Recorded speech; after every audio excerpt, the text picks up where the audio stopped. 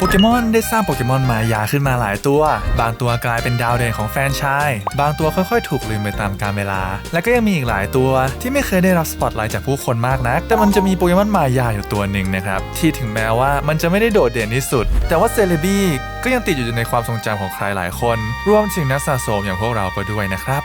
สิ่งที่น่าสนใจก็คือเมื่อเปรียบเทียบกับพี่ของมันนะครับในฐานะโปเกมอนมายาอย่างมิวนะโปเกมอนอย่างเซเลบี้เนี่ยแทบจะสู้อะไรไม่ได้เลยนะครับทั้งในเรื่องของความโด่งดังจำนวนของการ์ดหรือว่าแม้แต่ราคาของการ์ดในหลายๆใบเนี่ยมิวมันก็มีมากกว่าในแทบทุกด้านเลยนะครับแต่ว่าถึงอย่างนั้นเจ้าโปเกมอนหัวกระเทียมตัวเล็กๆตัวนี้มันก็ยังคงเป็นที่รักของใครหลายๆคนและผู้คนก็ยังตามหาการ์ดของมันอยู่เรื่อยๆนะครับไม่ว่าจะเป็นการ์ดวินเทจการ์ดโปรโมหายากหรือแม้แต่กระทั่งการ์ดโมเดิร์นที่ภาพแบบสวยตาแตกนะแต่ทำไมกันล่ะทำไมโปเกมอนมายาที่ใครหลายคนอาจจะไม่ได้มองว่ามันโดดเด่นที่สุดกลับยังมีพื้นที่อยู่ในใจของทั้งโปเกมอนเทรนเนอร์แล้วก็นักสะสมหลายคนจนกระทั่งการ์ดบางใบของมันเนี่ยมีมูลค่าสูงมากกว่ามาสคอตของแฟรนไชส์อย่างปิกาจูอีกนะครับโปเกมอนมายาทุกตัวเนี่ยถูกสร้างขึ้นมาให้มีความพิเศษครับผมหายากลึกลับแล้วก็ยากที่จะได้มาครอบครองนะแต่ปัญหาก็คือความพิเศษพวกนี้เนี่ยมันไม่ได้การันตีเลยนะครับว่าผู้คนเนี่ยจะจดจำพวกมันเสมอไปดูอย่างฟิโอนสิครับผมฟิโอนถึงแม้มันจะเป็นโปเกมอนที่หายากมากเลยนะครับเพราะว่าเราต้องมีมานาฟี่ซึ่งต้องทำให้มานาฟี่เนี่ยออกไข่กับดิโต้แล้วก็ฟักออกมาอีกทีนึงนะครับแต่ว่าตัวของมันเองเนี่ยกลับถูกบดบังด้วยโปเกมอนที่เหมือนจะเป็นพ่อแม่ของมันเองด้วยซ้ำนะครับจนหลายครั้งเนี่ยคนก็สงสัยกันไปนะครับว่า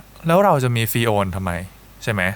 หรืออีกตัวอย่างหนึ่งก็คือโปเกมอนที่ทุกคนอาจจะลืมไปแล้วนะครับอย่างซารุสหรือสำหรับผมเนี่ยต้องบอกเลยนะครับว่าไม่ได้จดจำมันเลยนะทั้งที่มันก็มีหนังเป็นของตัวเองเป็นโปเกมอนที่ได้รับจาก Limited Event แล้วก็ยังเป็นโปเกมอนมายาเพียงตัวเดียวของ Gen 8 ด้วยนะครับทุกอย่างมันดูเหมือนจะถูกสร้างมาให้มันเป็นโปเกมอนที่พิเศษใช่ไหมล่ะครับแต่สุดท้ายแล้วมันกลับไม่ได้กลายเป็นโปเกมอนที่ผู้คนจดจำและสำหรับผมนะครับมันเหมือนเป็นจุดเริ่มต้นที่ทำให้รู้สึกว่าความพิเศษของโปเกมอนมายาเนี่ยมันเริ่มจางลงจริงๆแล้วนะเพราะว่าความพิเศษเหล่านี้ที่ถูกสร้างขึ้นมาเนี่ยมันแทบจะไม่สำคัญเลยนะครับผมเท่ากับความพิเศษที่ผู้คนเนี่ยมอบให้กับมันจริงๆมันเลยทำให้เซเลบี้เนี่ยแตกต่างจากโปเกมอนมายาตัวใหม่ๆนะครับผมเพราะว่าผู้คนเนี่ยไม่ได้จดจำมันในฐานะโปเกมอนที่ทรงพลังที่สุดหรือว่าโปเกมอนที่โดดเด่นที่สุดแต่ความทรงจำและก็ความรู้สึกที่เซเลบี้ให้กับผู้คนต่างหากคือสิ่งที่ทำให้มันถูกจดจำมาจนถึงทุกวันนี้ผมเชื่อว่าใครหลายๆคนในช่องเรานะครับก็น่าจะเคยดูโปเกมอนเดอะมูฟวี่ย้อนเวลาตามล่าเซเลบี้กันมาบ้างใช่ไหมล่ะครับเพราะวันนี้คือครั้งแรกเลยนะที่ใครหลายๆคนจะได้รู้จักกับเซเลบี้แบบจริงๆไม่ใช่แค่ในฐานะของโปเกมอนที่มีพลังในการย้อนเวลาแต่ว่าเป็นผู้พิทักษ์ป่าที่ดูไร้เดียงสาและก็เป็นที่รักของโปเกมอนทุกตัวเหมือนกับว่าเป็นสูตรสำเร็จเลยนะครับที่ทำให้คนดู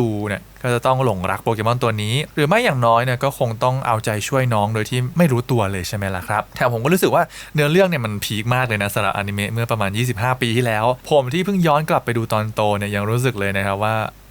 นี่มันคือเสน่ห์ของโปเกมอนเดอะมูฟวี่ในอดีตเนาะเพราะว่าต่อให้คุณจะเคยได้ยินหรือว่ารู้จักมันมานานแค่ไหนก็ตามนะครับการกลับไปดูหรือว่าการไปมองการเดินทางรอบๆโปเกมอนตัวนี้เนี่ยมันก็ทำให้เรารู้สึกบางอย่างได้อยู่ดีนะมันคือความน่าคิดถึงของช่วงเวลาที่เราอาจจะไม่เคยมีการหวนนึกถึงความทรงจำที่ไม่ได้เคยเกิดขึ้นกับเราขนาดผมที่เกิดไม่ทันหนังเรื่องนี้ยังรู้สึกถึงมันได้เลยนะแล้วลองคิดดูว่าเด็กๆในตอนนั้นแหละครับที่ได้ดูหนังเรื่องนี้เป็นครั้งแรกจะรู้สึกยังไงกับเซเลบี้บ้างการสะสมการ์ดของเซเลบี้เนี่ยก็อาจจะเป็นแบบนั้นเหมือนกันนะครับความทรงจำที่เราอาจจะไม่เคยนึกถึงความรู้สึกที่เราไม่เคยรู้เลยนะครับว่ามันมีอยู่หรืออาจจะเป็นเพราะความน่ารักที่ถูกส่งต่อมาจากเจ้าตัวเซเลบี้เองก็ตามเนี่ยนี่ก็อาจจะเป็นเหตุผลที่ทำให้ใครหลายคนอาจจะกำลังตามหามันอยู่ก็ได้นะครับแล้วการ์ดหลายๆใบเนี่ยเผื่อใครไม่รู้นะการ์ดหลายๆใบของเซเลบี้เนี่ยก็กำลังจะตอกย้ำความรู้สึกเหล่านั้นเข้าไปอีกนะครับความเป็นผู้ตัวจิ๋วเป็นแฟรี่ที่แบบว่าลึกลับแต่ก็ดูน่าหลงไหลนี่คือภาพที่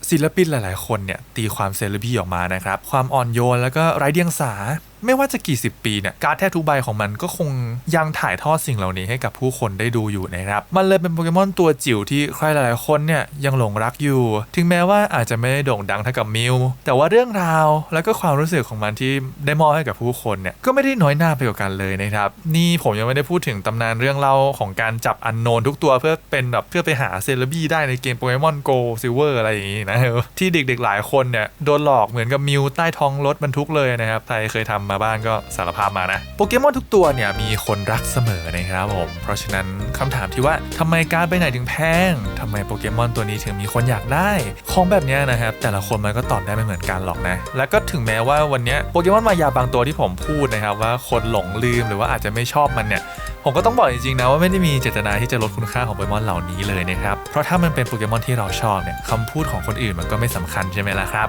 และคลิปนี้เนี่ยจะเกิดขึ้นไม่ได้เลยนะครับผมถ้าเราไม่ได้รีเควสจากคุณมาเดสที่ส่งซูเปอร์แชทให้กับเราสำหรับใครที่อยากจะรีเควสคลิปอะไรหรืออยากให้ผมพูดเรื่องอะไรเนี่ยสามารถส่งซูเปอร์แตงค์ไว้ได้ใต้คลิปนี้เลยนะครับและผมจะรีบเขียนออกมาให้นะและแน่นอนนะครับสำหรับทุกๆคลิปแล้วก็คอมมูนิตี้ที่น่ารักของเรามันก็จะเกิดขึ้นไม่ได้เลยนะครับถ้าไม่มีสมาชิกนักสะสมทุกคนที่ร่วมกันสนับสนุนมานะผมต้องขอบคุณจริงๆนะครับผมและตอนนี้มีสมาชิกขั้นใหม่แล้วนะครับผมเริ่มต้นแค่เดือนละ29 บาทเท่านั้นเอาล่ะสำหรับ Collectors POV วันนี้ก็คงมีแค่นี้นะครับผมไว้เจอกันคลิปหน้า